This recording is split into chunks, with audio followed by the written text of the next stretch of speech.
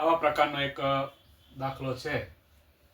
જો તમારા વિસ્તારમાં 1.5 લાખ વાહનો હોય અને તે પૈકી 20% વાહનો ટ્રેક્ટર હોય તો ટ્રેક્ટરની સંખ્યા શોધો.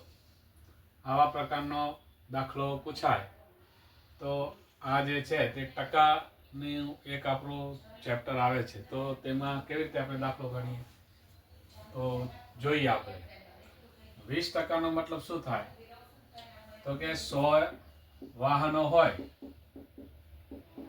તો 100 વાહનોમાંથી 20 વાહન જે છે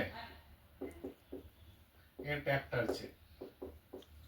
હવે 1.5 લાખ માંથી કેટલા, તો આપણે ટ્રેક્ટરની સંખ્યા આપણે શોધવાની છે.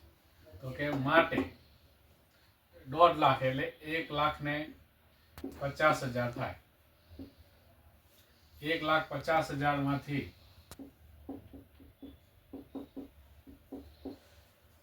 ટ્રેક્ટરની સંખ્યા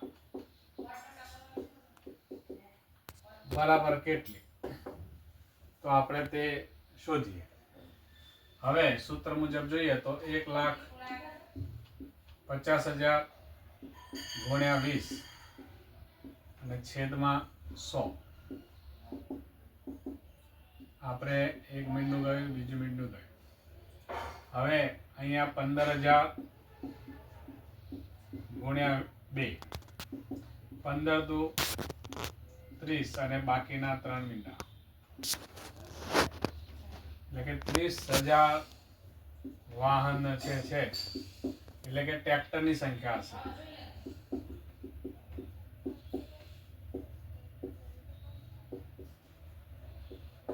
એટલે આપણો જવાબ આપેલ ઓપ્શન પૈકી 30,000 જે છે તે હશે. તો આપણો જવાબ હશે કે આ 1.5 લાખ વાહનો પૈકી ટ્રેક્ટરની સંખ્યા કેટલી હશે તો કે 30,000 હશે.